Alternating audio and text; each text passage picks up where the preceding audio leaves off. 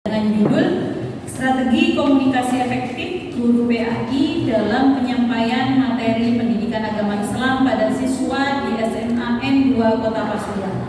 Baik, saya beri waktu 15 menit untuk Mariatul Ahadiah untuk memaparkan proposal penelitiannya, dan selanjutnya akan langsung diberikan kepada penguji satu untuk memberikan pernyataan maupun saran dan arahannya untuk proposal saudari Mariatul Ahadiah. Baik, silakan Maria. Assalamualaikum warahmatullahi wabarakatuh. Perkenalkan, nama saya Mariatul Ahadiah. Di sini saya mengambil judul Strategi Komunikasi Efektif Guru PAI dalam Penyampaian Materi Pendidikan Agama Islam pada siswa SMA N2 Kota Pasuruan. Untuk alasannya saya mengambil judul ini karena pentingnya sebagai guru untuk memahami bagaimana cara penyampaian informasi dengan baik kepada siswa. Jadi di sini peneliti mengharapkan dapat menemukan strategi komunikasi yang lebih efektif dan sesuai dengan perkembangan zaman dalam pembelajaran PAI. Kemudian latar belakang dari judul ini yaitu pendidikan agama Islam memiliki peran penting dalam membentuk karakter dan moral siswa. Jadi guru PAI memerlukan strategi komunikasi efektif untuk menyampaikan materi dengan baik. Ada beberapa faktor yang menjadi halangan dari strategi komunikasi efektif guru PAI ini, seperti kurangnya minat siswa, kesulitan memahami konsep agama, dan kurangnya interaksi antara guru dengan siswa. Oleh karena itu, diperlukan strategi komunikasi yang tepat untuk meningkatkan pemahaman dan minat siswa terhadap materi PAI. Kemudian, rumusan masalahnya, yang pertama, bagaimana perencanaan strategi komunikasi efektif guru PAI dalam menyampaikan materi pendidikan agama Islam pada siswa SMA N2 Kota Pasuruan. Jadi untuk perencanaannya, kita harus memahami dahulu siswa, memahami dulu siswa bagaimana, kemudian dan metode apa yang sesuai dan cocok untuk siswa. Terus bagaimana pelaksanaan strategi komunikasi efektif guru PAI dalam penyampaian materi pendidikan agama Islam pada siswa SMA N2 Kota Pasuruan. Kemudian yang ketiga, bagaimana penilaian strategi komunikasi efektif guru PAI dalam penyampaian materi pendidikan agama Islam pada siswa SMA N2 Kota Pasuruan. Kemudian tujuan dari penelitian tersebut, yang pertama untuk mendeskripsikan perencanaan strategi komunikasi efektif guru PAI dalam menyampaikan materi pendidikan agama Islam pada siswa SMA N2 Kota Pasuruan. Yang kedua, untuk mendeskripsikan pelaksanaan strategi komunikasi efektif guru PAI dalam penyampaian materi pendidikan agama Islam pada siswa SMA N2 Kota Pasuruan. Yang ketiga, untuk mendeskripsikan penilaian strategi komunikasi efektif guru PAI dalam penyampaian materi pendidikan agama Islam pada siswa SMA N2 Kota Pasuruan. Terus selanjutnya yaitu manfaat dari penelitian. Yang pertama, manfaat teoritis. Secara teoritis dalam memperluas pemahaman guru tentang strategi komunikasi efektif dalam penyampaian materi PAI.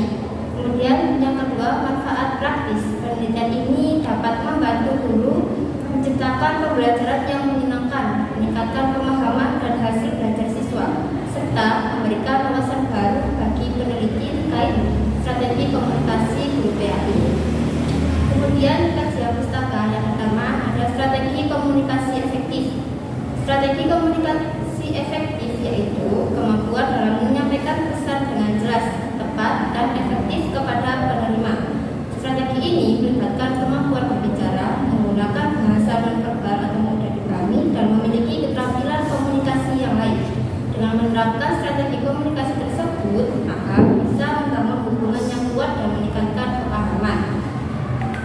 Kemudian yang B yaitu pendidikan agama Islam, yaitu proses pembelajaran dan pendidikan yang bertujuan untuk membentuk dan mengembangkan keimanan, akhlak, dan kepribadian muslim yang baik. Yang C yaitu strategi guru PAI dalam penyampaian materi PAI. Yang pertama, melakukan pendekatan dengan cara yang benar. Yang kedua, menggunakan metode pengajaran yang interaktif. Yang ketiga, memberikan pembinaan untuk siswa. Kemudian metode penelitian. Yang pertama, jenis penelitiannya itu menggunakan penelitian kualitatif. Untuk pendekatan menggunakan pendekatan kualitatif yang mana bertujuan untuk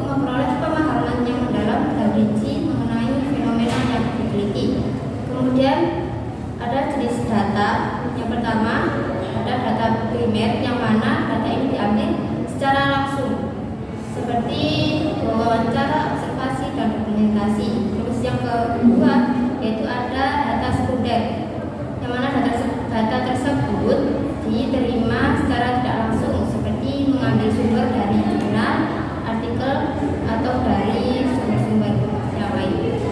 Kemudian ada teknik pengumpulan data. Yang pertama observasi, yang kedua wawancara, yang ketiga dokumentasi. Kemudian teknik analisis data. Yang pertama reduksi. Reduksi yaitu proses menyederhanakan data atau informasi agar lebih mudah dipahami. Kemudian yang kedua itu ada penyajian data. Penyajian data yaitu cara mengatur dan menyampaikan informasi dengan jelas dan mudah dipahami seperti grafik atau tabel. Bisa membantu wawancara dengan berbagai beasiswa. Kemudian yang ketiga menentukan kesimpulan. Proses pengambilan intisari atau kesudahan dari data atau informasi yang telah dikumpulkan dan dianalisis, seperti menganalisis dampak dari strategi yang digunakan oleh guru, bisa menentukan faktor yang mempengaruhinya, dan bisa merumuskan rekomendasi untuk meningkatkan komunikasi pada siswa. Kemudian ada pengecekan keabsahan data.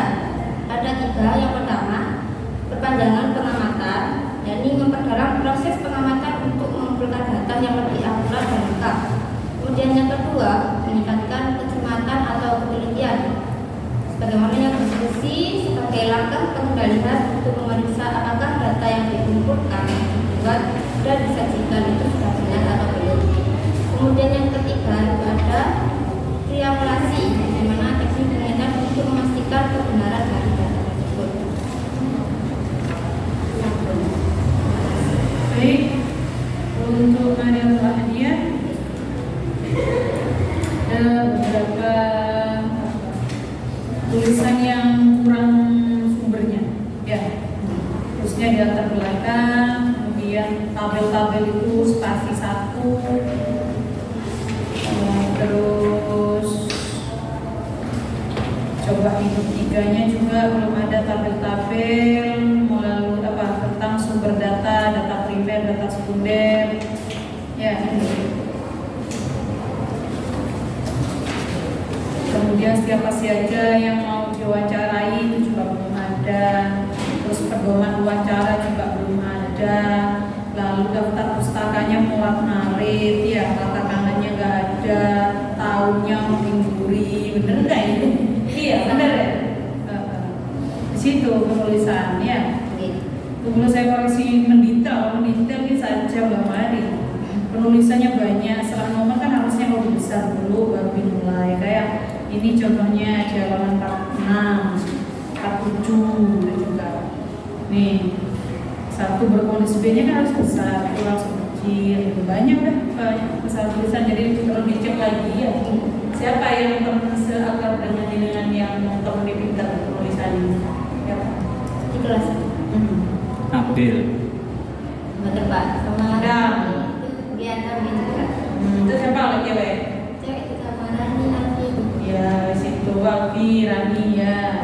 Ya wes ya, diperbaiki penulisannya. Oke baik, kalau cukup dari saya berikan waktu seluas-luasnya untuk uji 1. Silakan Pak Munir. Iya. Terima kasih Mbak Maria.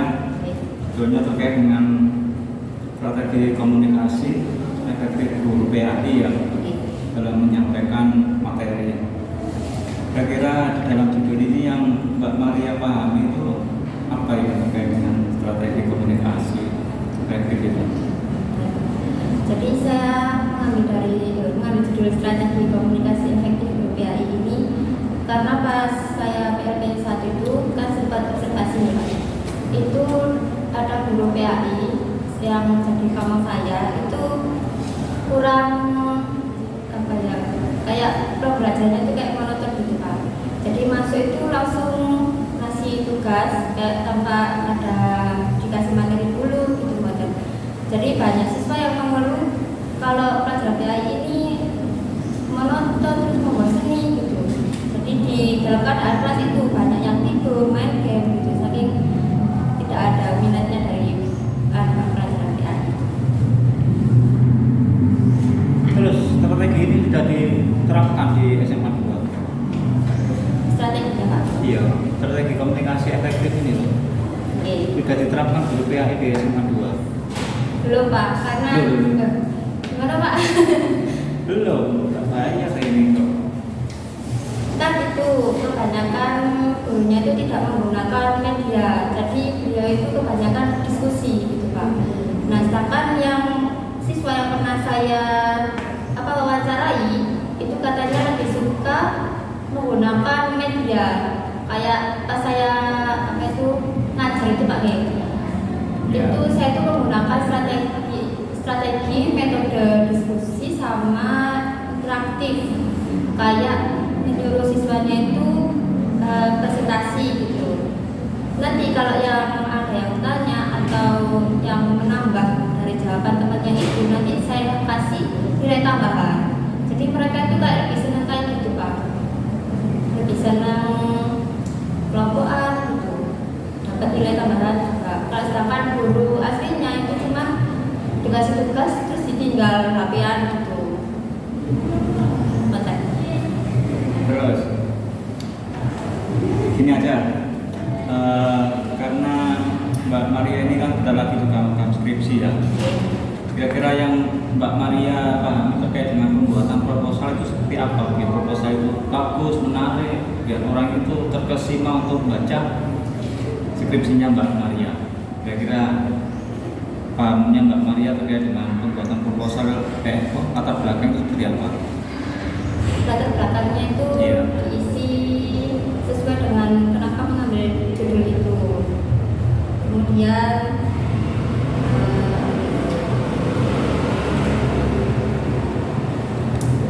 Pak, kayak hasil dari observasi atau data yang telah diambil itu bisa ditaruh di latar belakang.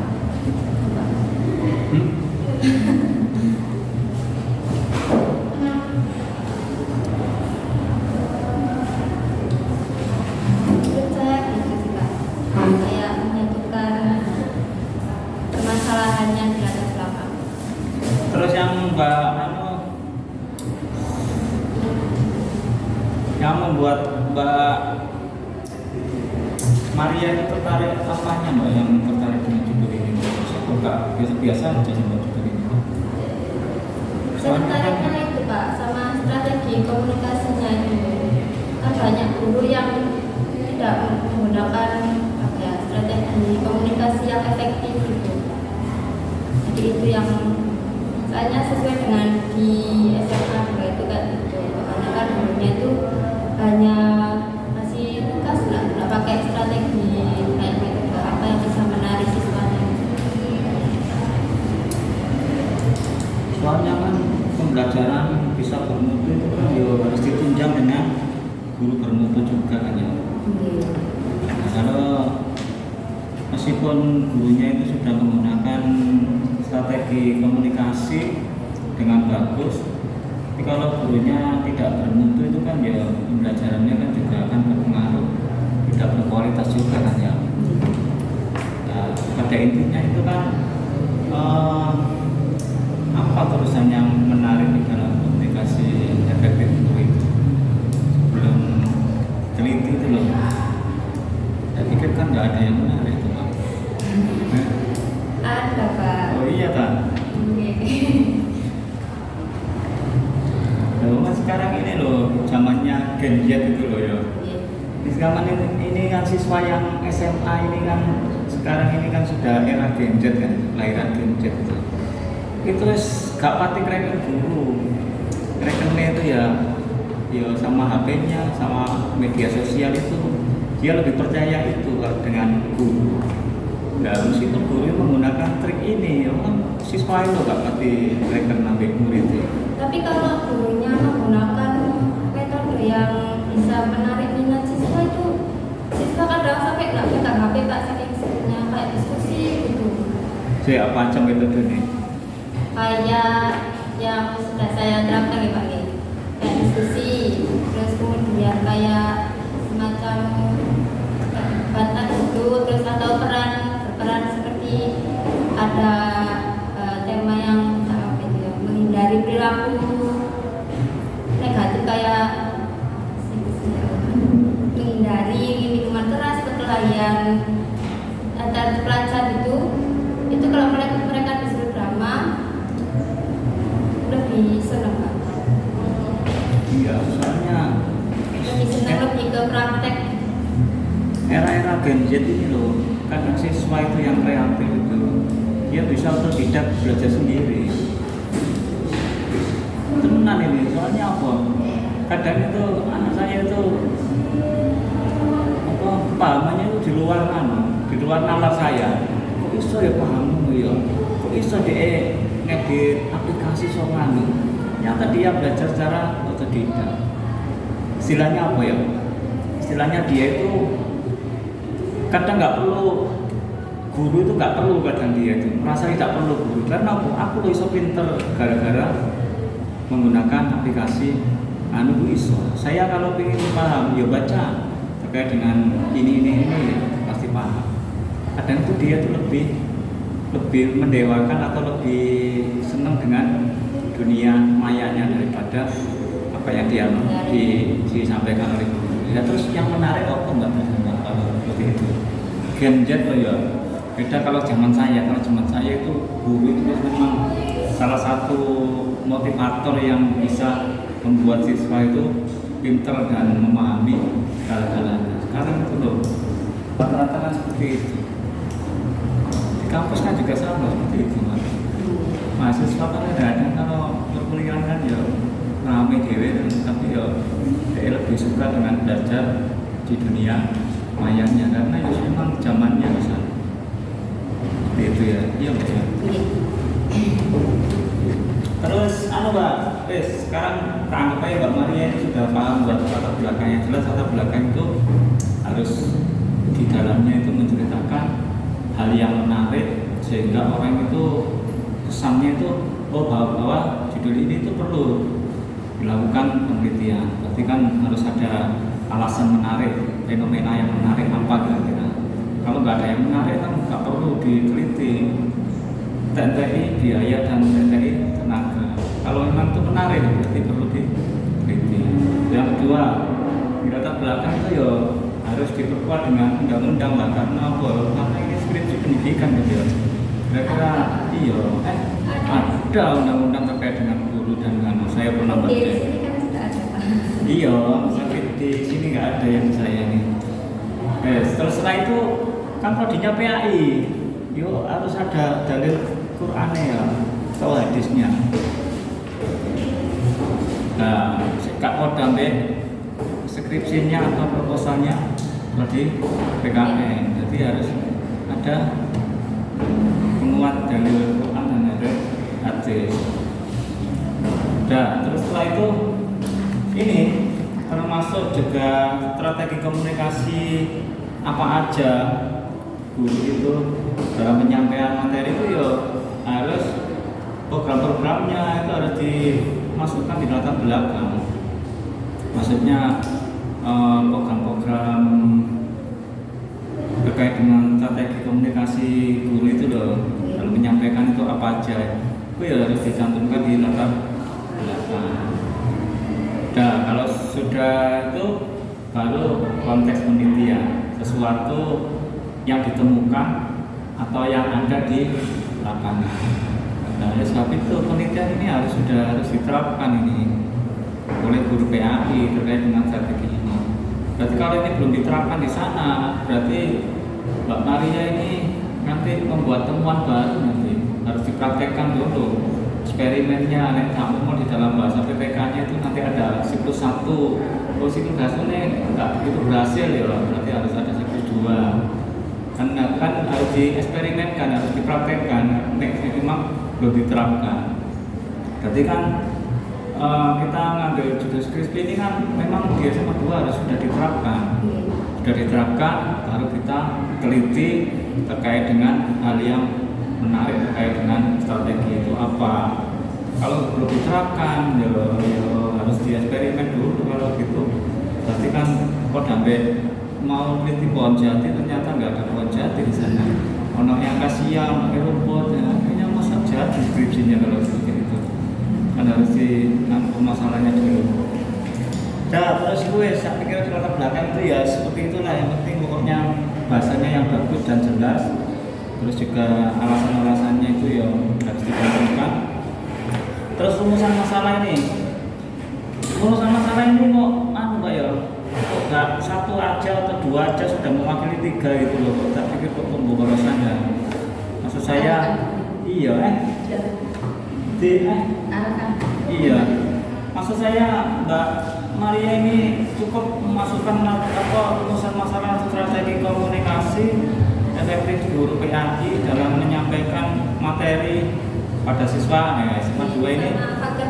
Iya, itu muncul rumusan masalah 1 itu kan sudah di situ jelas Mbak terkait dengan perencanaan pelaksanaan evaluasinya Soalnya strategi itu beda sama peran Mbak. Strategi itu harus ada subjek Mbak. Maksudnya Mbak Maria ini strateginya saya harus bisa ke Surabaya, ziarah ke Sunan Ampel. Ini strateginya apa? Saya bisa ziarah 1 nyelengi duit kudu akeh.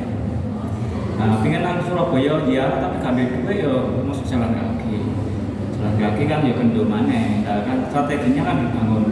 Nah, strategi itu kan memang apa ya target yang harus terpenuhi ya.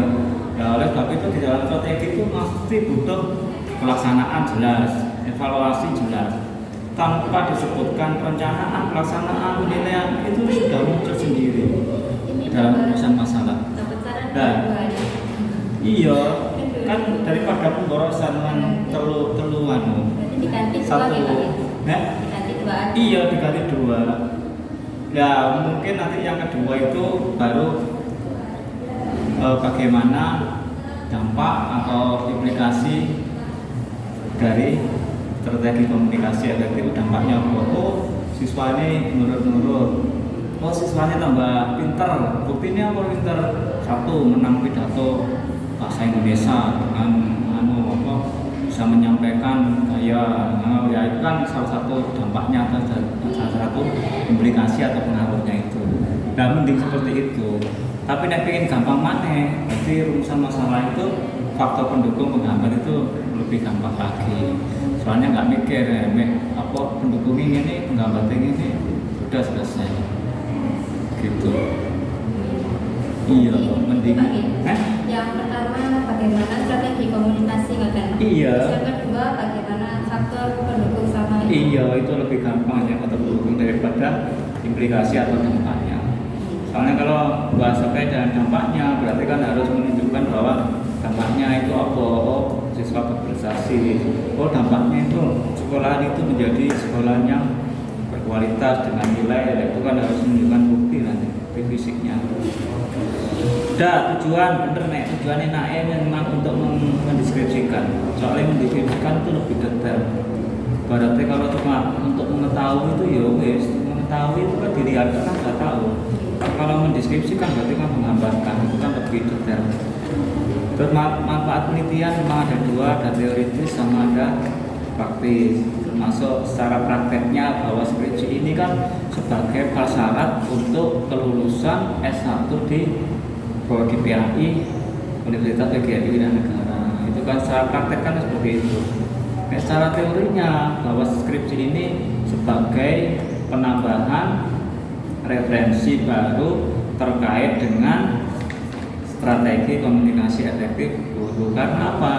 Skripsi ini karya ilmiah loh. Kalau ini dijadikan buku, ya nanti bisa jadi buku kalau memang diedit dan disesuaikan dengan template buku ya jadi buku karya ilmiah. Berarti kan bisa jadikan rujukan atau referensi baru.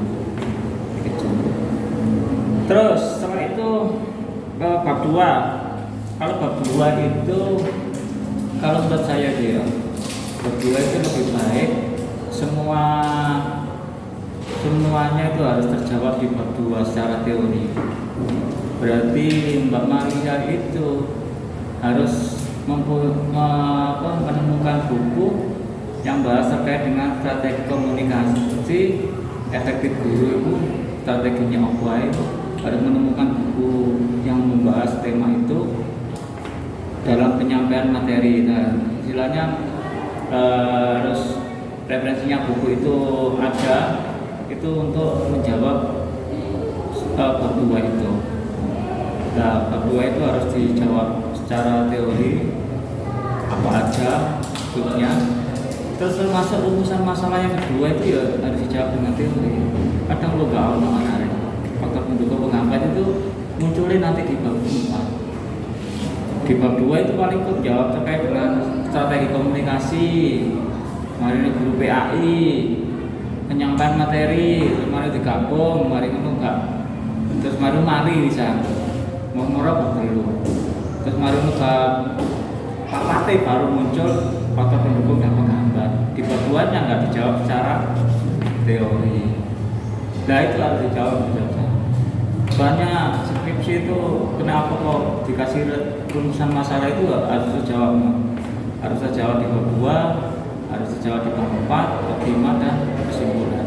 Kalau di latar belakang itu sebenarnya harus terjawab, tapi kan modelnya diuraikan, dipertajam dengan apa alasan itu. Dan kalau sudah terjawab bab 2 ya sudah, oleh sebab itu bab 2 itu harus ada bukunya. Kalau bab 2 nggak ada bukunya ya kapan selesainya buku itu buat kutip bab 2 itu.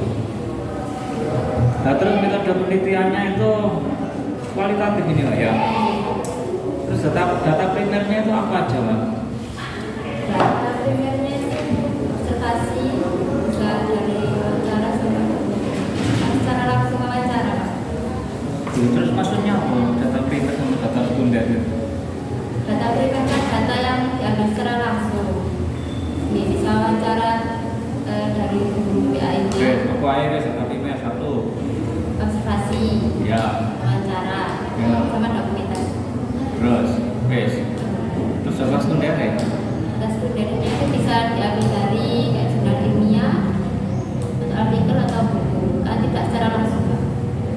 Jadi nyari sumber dari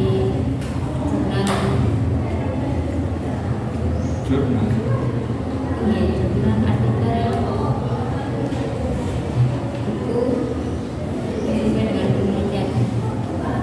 Data sekunder kan ada yang di lokasi penelitian yang berupa informan itu. Dokumen dari gurunya itu Pak. Informan itu loh, informan dari sekolahan. Tapi nggak masuk data sekunder. Sering sama muat alumni, komite, apa senang sekunder. Masuk enam primer. Kan sekolahan itu kan suatu struktur yang saling melengkapi kan ya.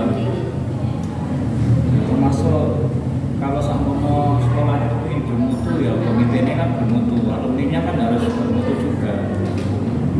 Nah itu kan saling keterikatan kan itu. Itu nggak masuk data sekunder kan? Gitu Mas, mulai pengakuan atau dokumen. Terus nanti ini yang diwawancarai siapa aja nih nanti? Guru semua guru PAI-nya. Kalau di situ guru PAI-nya ada 3 Pak. Terus sama Namanya ya siswa. berarti ya. Gitu. Terus Sama siswa. siswanya ada berapa? 1, 2, 3, 10, 15. Baru jawab 15. 15 dari mewakili kelas 1A, kelas 1B, kelas 1C, Jabil 111. Berarti per kelas ya Pak? Iya. Diwakili 1, ke kelas 2, kelas 2A, kelas 2B, C, D sampai Kalau per 1. kelas berarti 29. Iya sip, tambah. Berarti rata. Iya. Jawabnya 1 orang. Iya kayak Mbak Maria kehilangan pulpen kan nggak 1 orang ditanya. Kelas ditanya kabeh. Ini lek pulpen kurang. Meskipun itu gurunya sama Pak? Eh? Meskipun gurunya sama? Iya, sama kan beda nanti. Oh, beda pendapat juga. Sesinya kan beda. Terus like siswa.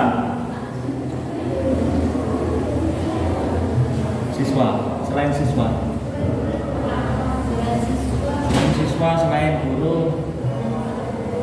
Masa wakil guru belum nggak diwawancara ya? Pakal guru. Itu termasuk dari PAI juga gitu. Lah, 3W perbandingan, maksudnya bener gak ngomongin guru PAI ini? Guru kan api tok takok wong liya. Iya nek Mbak Maria cari jodoh kan gak cuma kok ini ditakoki koncone besti sapa. Terus musuhe sapa?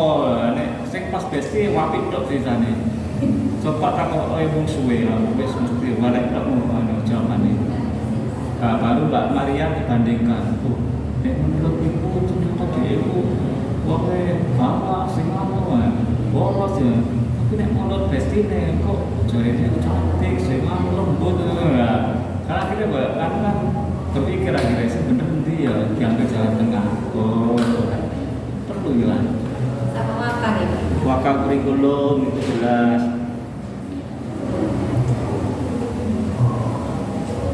Terus itu apa ya? Guru-guru kan nggak ada. Guru-guru muatan lokal itu nggak ada, muatan lokal PAI nggak ada. Wakil kesiswaan itu ya dulu ya. Jadi wakil kesiswaan itu bersinggungan dengan program guru PAI. Maka kesiswaan. Iya. Oke juga, terus yang Mbak Maria, Mbak, ini terkait dengan edukasi data itu seperti apa Mbak?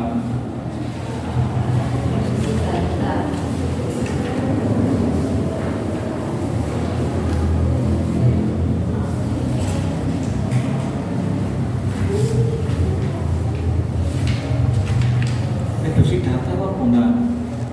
Ini teknik analisis data loh, kok gak paham nanti data kualitatif ini? Kayak merangkum data yang telah diterima. Reduksi data. Ya apa ini? Reduksi data akan merangkum data yang telah dikumpulkan agar lebih mudah dipahami dan dianalisis.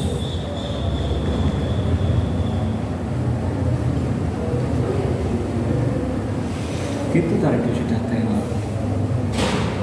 Boleh begini, tuliskan menyederhanakan data. Jadi kita reduksi kan ya. Jadi kita wawancara itu kan ya juga menemukan data yang macam-macam kan ya. Itu kan ya nggak mungkin ditulis KB kan. Kalau nggak relevan, iya nggak relevan dengan rumusan masalah kita kan ya nggak perlu. Masa pas waktu wawancara ternyata curhat itu masa ya tulis KB lah kan ya enggak. Kan yang sekiranya data-data yang nggak sesuai dengan relevan dengan rumusan masalah kan nggak perlu kita masukkan reduksi. Atau memang itu di sekolahan itu kan mesti ya plus minus sih kan ya. Maksudnya meskipun sekolah negeri itu loh. Nah hal kayak gitu kan nggak perlu diceritakan. Kalau memang itu salah satu aib di sekolahan atau salah satu yang tidak pantas disampaikan ya perlu ditulis. Ya itu ya. Kan maksudnya reduksi data kan seperti itu. Terus perpanjangan pengamatan ini berapa hari nanti Pak kira-kira di sekolahan itu? 10 hari? 3 bulan? Loh, penelitian kualitatif itu kudu sampai bosen wis gak ono jawaban, gak pertanyaan sih perlu dijawab. Mau ditanya lagi jawabannya tetap sama, bosen bisa nih pada wis gak data wis gak lagi sini bukan baru itu selesai wis.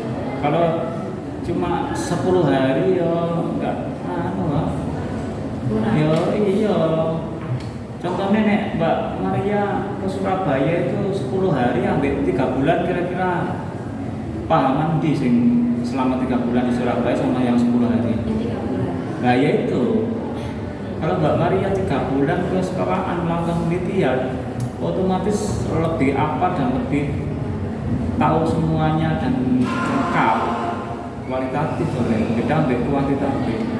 Kalau kuantitatif kan dihitung data, dihitung angka, itu kan nggak perlu secara menyeluruh. Nah, kualitatif itu yo wajib itu 3 bulan ke sana. Kalau cuma 10 hari yo itu ya nggak menyeluruh itu. Ya nggak lengkap pol.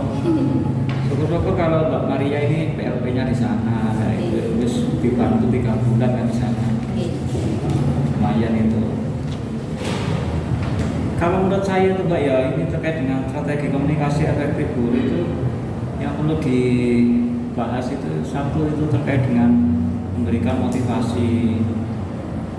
Terus yang kedua itu melibatkan siswa aktif. Jadi ya apa siswa itu aktif? Soalnya sekarang itu kan kurikulum merdeka ini kan kayaknya guru itu sebagai fasilitator. Iya, Jadi, Pak. iya, kemarin saya penilaian PLP itu loh. Ya mungkin kan ya ada yang salah satu seperti itu. Jadi setelah diterangkan ini silakan bentuk kelompok, silakan diskusikan. Nah, terus kadang-kadang siswa itu disuruh aktif untuk belajar sendiri karena tidak tuntutan kurikulum juga ya. Jadi kan ya apa guru itu dalam strategi komunikasi ini ya apa caranya siswa itu harus aktif kreatif. Soalnya kalau gitu ya siswa ini kadang-kadang cenderung pasif. Contohnya guru memberikan PR itu kan ya salah satunya biar siswa itu belum belajar. Mungkin motivasinya belum belajar itu ya karena ada PR itu ya. Oleh sebab itu biasanya diberi PR itu. Kalau di kampus kan diberi tugas itu. Terus memberikan umpan balik ya, istilahnya guru itu kan nggak sekedar ajar selesai gitu kan ya, harus dievaluasi, harus ada umpan balik. Kalau bisa itu guru itu kan nggak cuma mengajar kan, mengajar, membimbing. Yang namanya tarbiyah itu kan juga nggak sekedar transfer ngajar tok, tapi kan juga membimbing, mendidik. Memang salah satu tugas guru itu kan ya seperti itu. Dan ngajar selesai itu kan yo saya pikir itu bukan tugas guru, itu tutor ya, itu ngajar hari ya. Guru itu ya harus mendidik, membimbing, tarbiyah biar kajana sikapnya itu berubah, itu kan salah satu. Terus dua itu ya menciptakan suasana belajar. Jadi memang siswa itu kan harus dibuat ya apa belajar itu nyaman, tentrem. Ya apa ambil gurune itu seneng itu ya apa. Soalnya nek wis kadung benci ambil gurune ilmu itu wis wangen lho. Wis benci ya itu ya apa carane guru itu disenengi ambil murid. Kalau sampai guru itu enggak datang itu murid itu merasa kehilangan apa, merasa nek pembelajaran itu ribut, itu kan harus menciptakan suasana belajar yang memang benar-benar nyaman. Itu kan ada itu baik pakem itu pembelajaran aktif, kreatif, menyenangkan, juga inovatif. Terus membangun hubungan yang hangat, istilahnya ya memang guru itu harus timbal balik. Kalau bisa itu guru itu ya kudu ini diskusinya dengan murid, buat grup apa gitu. Soalnya itu kan harus menjalin talent kan. Bis itu Pak, itu yang bisa saya tambahkan Pak, nanti silakan nanti dijabarkan lagi lebih detail pada waktu deskripsi di bab 1 sampai 6 itu. Sudah Moni? Sudah. Baik, sudah ditulis revisi-revisinya, arahannya Moni sudah ya. Baik, jika demikian maka berakhir sudah ujian